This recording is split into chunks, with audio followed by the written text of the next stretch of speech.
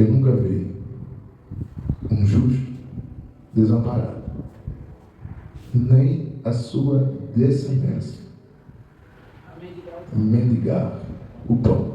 Na linguagem do nordestino, irmão, eu nunca vi um crente passar fome, nem os seus filhos pedir esmola. Na linguagem do nordestino, Davi estava dizendo simplesmente assim. Vamos dividir o versículo, Ana, para a gente entender mais fácil. Quando ele diz eu nunca, antes ele diz eu fui jovem e hoje estou velho. Davi morreu com 70 e poucos anos. A Bíblia não especifica que idade ele tinha quando ele disse esse salmo. Mas ele diz, eu fui jovem e hoje eu sou idoso. Mas eu vou dizer uma coisa, eu já vi muita coisa. Mas eu vou dizer uma coisa que eu não vi. O que, Davi? Eu nunca vi um justo desamparado. Eu nunca vi um justo necessitado. Eu nunca vi um justo pedindo esmola. Eu nunca vi um justo passar fome. Eu nunca vi um justo na miséria. Nem os seus filhos mendigar o pão. Deixa eu explicar esse texto como ele deve ser explicado para poder ser entendido. Quando Davi diz, eu nunca vi um justo desamparado, hoje eu sou velho, mas eu já fui moço, eu nunca vi um justo desamparado, nem a sua descendência mendigar o pão. Isso não significa dizer que se eu precisar de um pão, se eu pedir ao irmão Luiz, eu estou pecando. Não, não é isso. O que Davi quis dizer foi o seguinte: eu nunca vi um justo, vamos trazer para a linguagem de hoje, em um sinal de trânsito, estendendo a mão para que alguém dê alguma moeda. Eu nunca vi um justo pedir e não ser atendido. Eu nunca vi um justo clamar por socorro e Deus não ouvir. Eu nunca vi um justo estar implorando por comida. Eu nunca vi um justo estar se humilhando para poder almoçar, tomar café. Eu nunca vi um justo abandonado à toa, porque ele sabia do Deus que cuida dos seus. Ele diz lá no Salmo 27, versículo 10, pode até acontecer que uma mãe esqueça do seu filho que ainda mama, que ainda amamenta. Todavia, porém, no entanto, eu, Jeová Irei, Jeová Rafá, Jeová Shalom, Jeová Sabaoth, Jeová que tudo pode, não vou esquecer de nenhum filho meu. Talvez o irmão Luiz, na sua frota de filho que tem, ele não saiba o nome de todos os filhos completo. Ele não saiba a data de nascimento completa de todos os filhos. É normal. A mente da gente é falha. Foi 15 meninos, foi muito.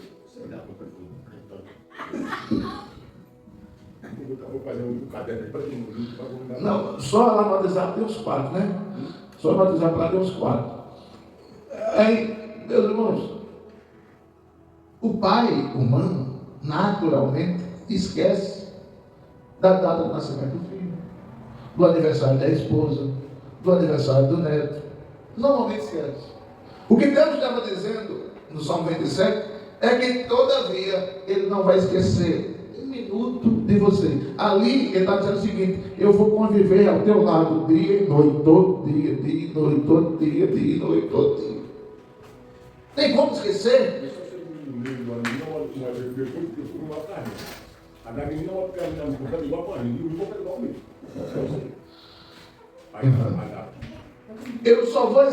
Eu não tenho como esquecer de alguém que eu convivo com ele de noite e dia.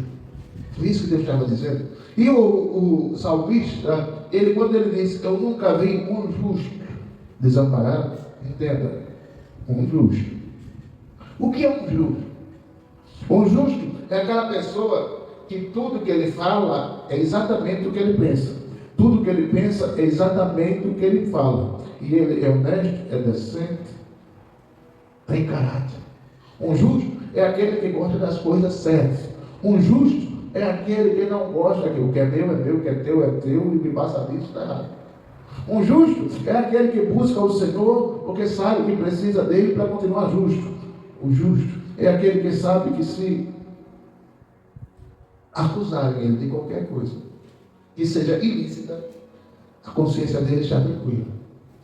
Ele está bem, sossegado, em paz, porque ele sabe que a justiça do homem pode falhar, mas a de Deus é infalível.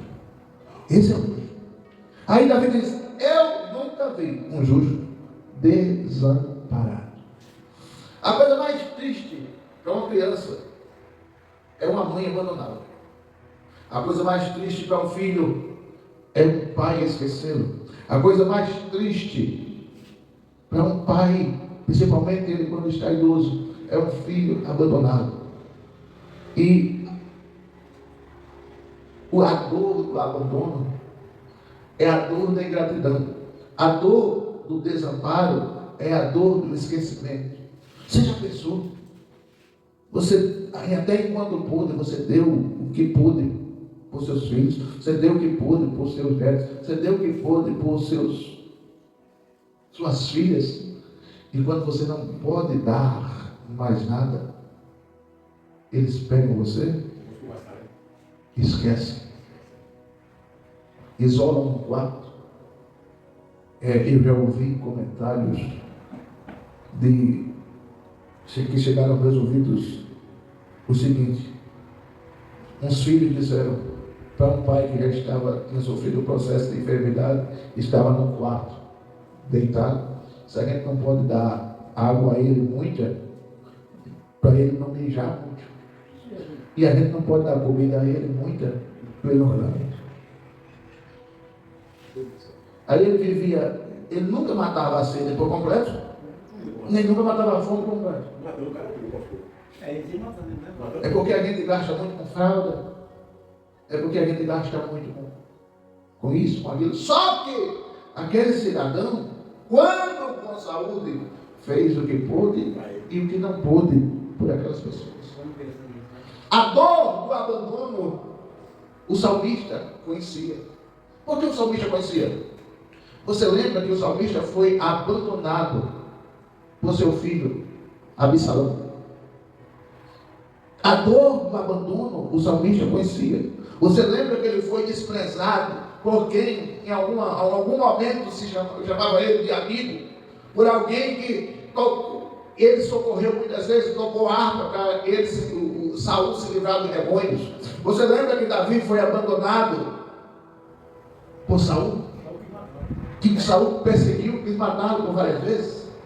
Você lembra que a esposa de Davi, filha de Saul, zombou dele porque ele vinha na frente da arca, dançando feliz, porque a arca estava voltando para a casa de Deus? Aliás, a arca estava voltando para Israel. Então o salmista sabia muito bem o que era a dor do abandono. Você lembra que os seus irmãos desprezavam Davi, por isso que quando ele foi ser ungido como rei, ele não estava na comitiva dos irmãos. Acabou-se os irmãos para ungir Jessé. Tem lá o menor que está pastoreando lá as ovelhas. Manda chamar. Então Davi conhecia muito bem a dor do abandono, da humilhação. Perfeitamente. Neste salmo, ele diz: eu nunca vi um justo desamparado. Ele estava dizendo isso porque ele estava vivendo em um caminho justo, coerente. Então ele diz: eu nunca vi. Enquanto eu agi com justiça, enquanto eu fui justo, enquanto eu vivi diante de Deus de forma decente, eu nunca vi ele me desamparar. Eu fui moço, eu fui jovem, eu conheço Israel desde pequeno, vivo aqui e hoje sou ancião, mas eu nunca vi. Entende? Quando Deus resolve cuidar de alguém, esqueça. É porque a gente não pode falar muita coisa agora, mas Deus está movendo e algumas coisas irão acontecer para abençoar essa obra aqui no sertão. Deus cuida. Mas pastor, o cuidado de Deus significa eu comer tudo que eu desejo na hora que eu quero? Não. O cuidado de Deus significa ter na mesa o que Ele permite que tenha na hora necessária, no momento certo e no dia certo. Quem depende de Deus pode hoje comer feijão com farinha e ovo, mas amanhã comer filé mignon com macarrão, feijão e tudo mais. Quem depende de Deus, hoje ele está na mesa com muita fartura e dando glória a Deus. Quem depende de Deus, amanhã pode ter só feijão com farinha e dando mesmo glória a Deus. Quem depende de Deus, sabe que no apagar das luzes, o valor daquele boleto que você não tem hoje para pagar, de alguma forma vai aparecer o valor do seu Pix para você pagar, porque você está debaixo da cobertura do melhor dono de empresa, do melhor. Porque qual foi a empresa que ele criou? Ele criou uma grande empresa chamada Universo. Ele é pai de uma grande família chamada crente. Ele cuida de todos aqueles que se dispõem a servi-lo de coração, de corpo, alma e espírito. Ele está, diz o hino da Albertina Santiago, Deus vai na frente cuidando de tudo, quebrando os laços, derrubando os muros, abrindo as portas que fechadas estão. É desse jeito, é mesmo assim que ele cuida de mim. Ser cuidado por Deus é muito melhor do que aquela criança que está nos braços de irmão Adão. Ser cuidado por Deus é muito melhor do que ser cuidado no hospital de Maceió, seja lá ele qual for. Ser cuidado por Deus é muito melhor do que você pagar uma cuidadora, uma babá para cuidar de você. Ser cuidado por Deus é muito melhor, porque tudo que ele faz para quem serve a ele contribui para o bem daqueles que amam a Deus. Entenda bem. Aí o salmista diz que quem é justo não mendiga o pão. O que é não mendigar? É não pedir? Não. Eu posso um dia precisar pedir um pão no Adão. E não tem nenhum constrangimento de fazer isso. Mendigar, sabe o que é mendigar, irmão Luiz? Eu ir na casa do irmão Adão, dizer, irmão Adão, olha, hoje eu não tomei café, nem almocei, é 7 horas da noite. O senhor me dá um pão? Aí vamos supor que o irmão Adão tem um coração meio fechado, ele dou não. Dou não. Aí eu vou na casa do irmão Luiz, passei ali na casa do irmão Adão, porque ele disse que não me dava um pão. O senhor tem para me dar de sapato? Não dou, porque não tem. Eu também não comi hoje. Aí eu vou na casa da Ana, isso é mendigar o pão. Isso é mendigar o pão. Agora, se eu chego e diz, vamos só um café aí para nós, isso é mendigar o pão. Entendeu? Eu estou todo dia precisando pedir alguém, isso é mendigar. Mas a Bíblia diz que a igreja de Atos, irmão Luiz, todo mundo trazia a feira do mês para a igreja. Todo mundo. Todo mundo trazia as contas do mês para a igreja. E todo mundo pegava o dinheiro e recebia e jogava aos pés dos apóstolos. Por quê? Porque o povo queria morar na igreja, viver na igreja, cultuar na igreja, de manhã, de tarde, de noite, nas casas e na igreja. Então, quando precisava pagar uma conta, pega do dinheiro que eu depositei lá na igreja e a conta era paga. Quando precisava tomar um café, todo mundo se juntava. Eu tenho aqui um cuscuz, o outro dizia. Eu tenho manteiga, o outro dizia. Eu tenho pão, o outro dizia. Eu tenho café, vamos tomar um café? Vamos. E toda a igreja tomava café junto, almoçava junto. Você já pensou? O nível de união daquele povo. Aí, o salmista, voltando para o salmo, viver desamparado é terrível. E mendigando ainda por cima é pior ainda. O salmista estava, eu vou mostrar para você o lado inverso do que o salmista disse. Imagine alguém idoso, desprezado pela família, passando nessa cidade, pedindo comida e ninguém dá, pedindo água e ninguém dá, pedindo um banho e ninguém dá, pedindo um remédio para tirar a dor do dente e ninguém dá, precisando de um tratamento para arrancar pelo menos o dente e ninguém dá o dinheiro a ele.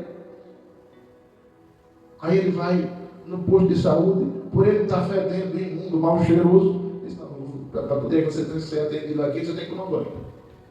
Mas eu não tenho que tomar banho, só se chover. Imagine alguém passando por essa cidade tão grande, a ponto de acontecer o que está acontecendo agora na África.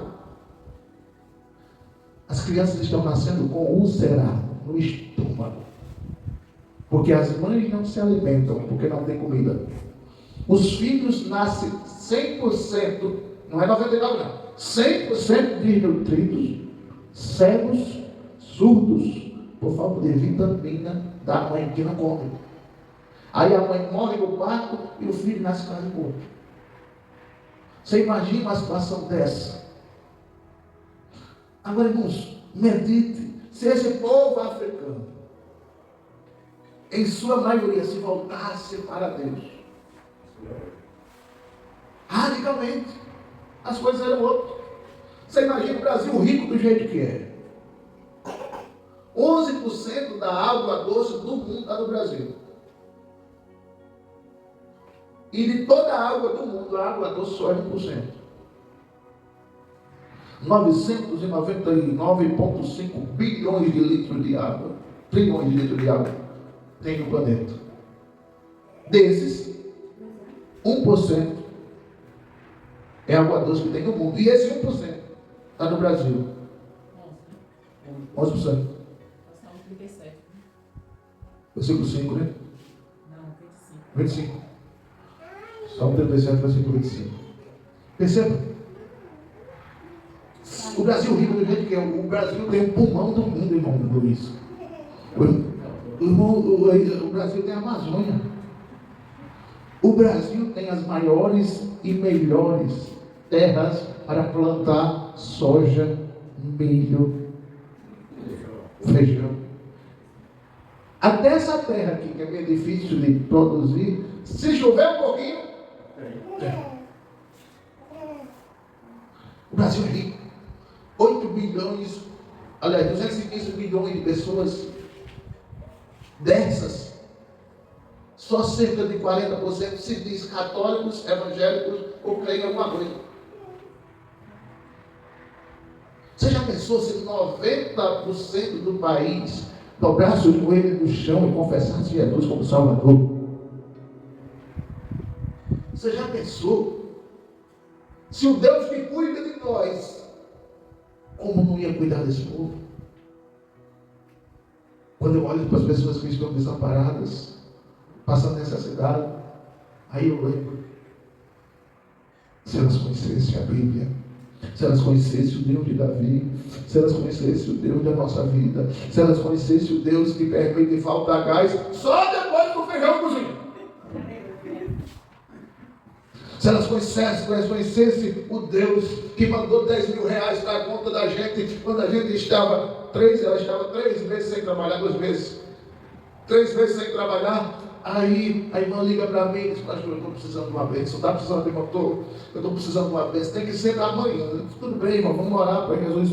É um valor de dinheiro. Quando ela falou em valor de dinheiro, poucos minutos antes eu tinha orado para Deus: Senhor, manda o dinheiro necessário para a gente pagar a conta do cartão. A conta do cartão chegava a quase 10 mil. As despesas todas chegavam a quase 10 mil. Eu disse: irmã, pois não, pastor. É dinheiro, Você pode olhar que o dinheiro está na conta. Você pode olhar mais não. Por quê? Já olhei 3 vezes já hoje. Você pode olhar que o dinheiro está na conta. Não vou olhar não. Você só não vai olhar porque não quer, mas o dinheiro está na conta, não. Aí ela disse: se o dinheiro estiver na conta, 10% eu vou mandar para a obra infernal. Ela tem 10%. 10 mil. Na hora que Deus mandou a gente falar para ela, o dinheiro caiu na conta. Tem coisa melhor do que você servir a um Deus que faz um negócio desse, irmão. Aí o povo fica perguntando a gente: vem embora para a capital, vem para cá, vem para Maceió, sai do sertão, isso não é vida, deixa para lá esse trabalho aí, abandona isso, não, o trabalho não cresce, o trabalho desenvolve, eu não vou investir nesse trabalho, não tem futuro. Ei, você não sabe o que é ser cuidado por Deus. A gente conhece muito bem o que é isso.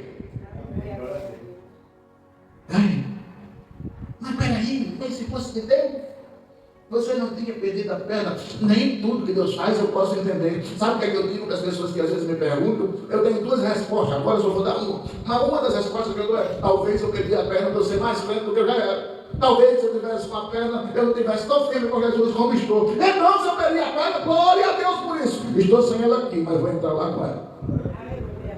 Perceba bem, ser cuidado por Deus é ter a certeza de que Ele é Deus, agindo ou não agindo, fazendo ou não fazendo, operando ou não operando, querendo eu ou não querendo, Ele vai continuar sendo Deus.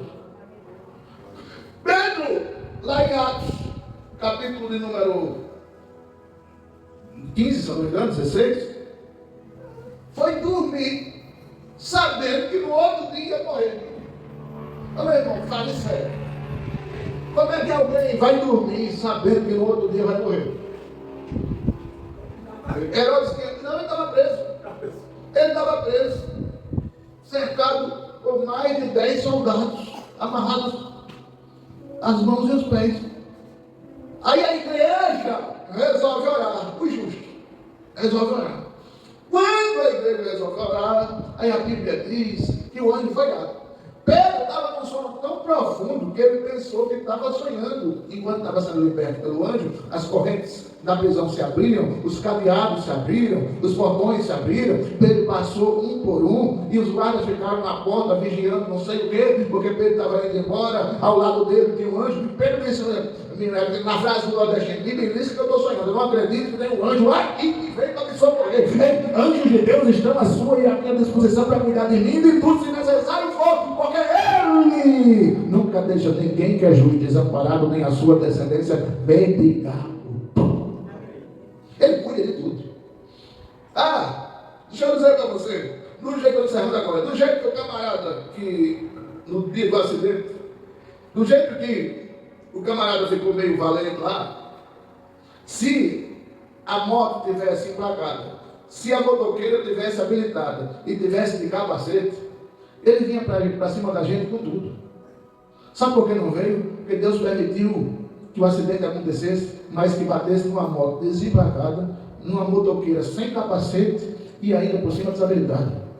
Então, se ele fosse fazer o BO, ele ia perder a moto, porque a moto estava desemplacada, a mulher desabilitada, a mulher sem capacete, ele estava no prejuízo. Então Deus permitiu o acidente, até o acidente mostrar para a gente: olha, eu permiti, mas permiti nesse modelo, para você não ter prejuízo.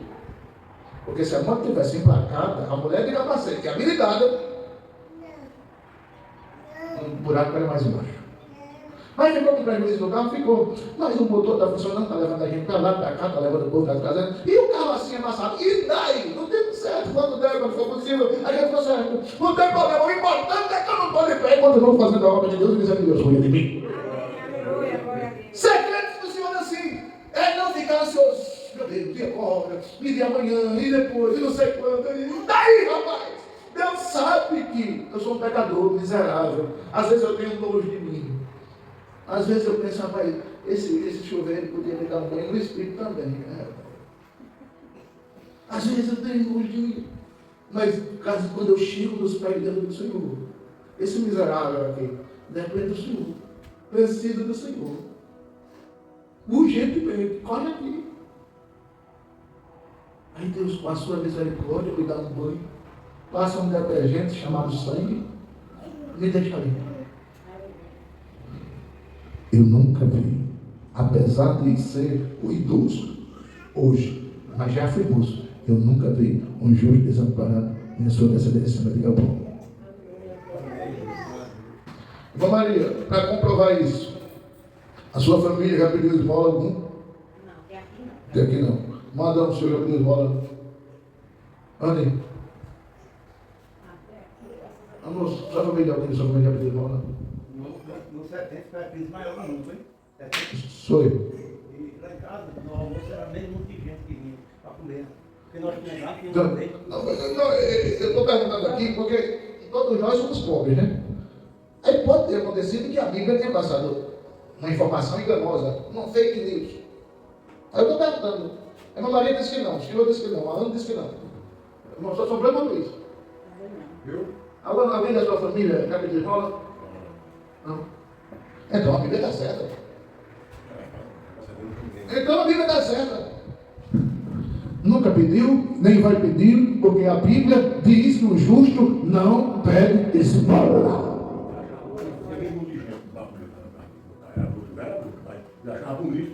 Demorou isso.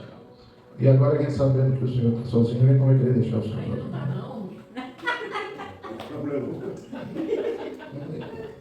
Quer mandar a mulher embora antes de dar hora.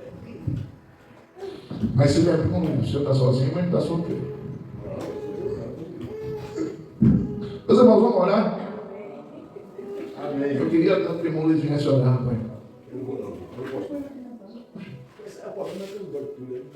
Vem orar do seu jeito mesmo? Não. Eu tiro do vídeo. Eu tiro do vídeo. Não, eu não. Quando eu não tiro. Eu não tiro. Só dessa vez.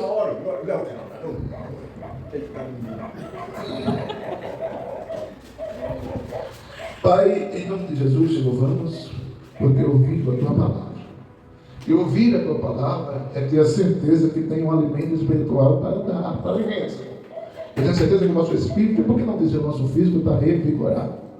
Pai, eu te agradeço pelos cuidados que o Senhor tem. O Senhor é tão cuidadoso, tão zeloso, tão doce, tão bem, tão lindo, tão maravilhoso, tão perfeito. Então, te adoramos por isso. Obrigado, Senhor. E merecedores nós somos, mas a tua misericórdia encobre ou cobre as nossas iniquidades e o Senhor, com seus olhos de amor, nos faz merecedor. Pai, apesar de nós não sermos o crente que queríamos ser, nos ajude a ser, para chegar mais perto da justiça que o Senhor deseja que tenhamos, Senhor. Abençoa o culto que vai acontecer em Sete Casas, o culto que aconteceu aqui. Abençoa os teus filhos que vieram cultuar, que louvamos e agradecemos em nome de Jesus. Que o amor de Deus, a graça do Senhor Jesus e Deus, a consolação do Espírito Santo, continue com você, com a sua casa, com a sua família, não só hoje, mas para todo o sempre. E você que crê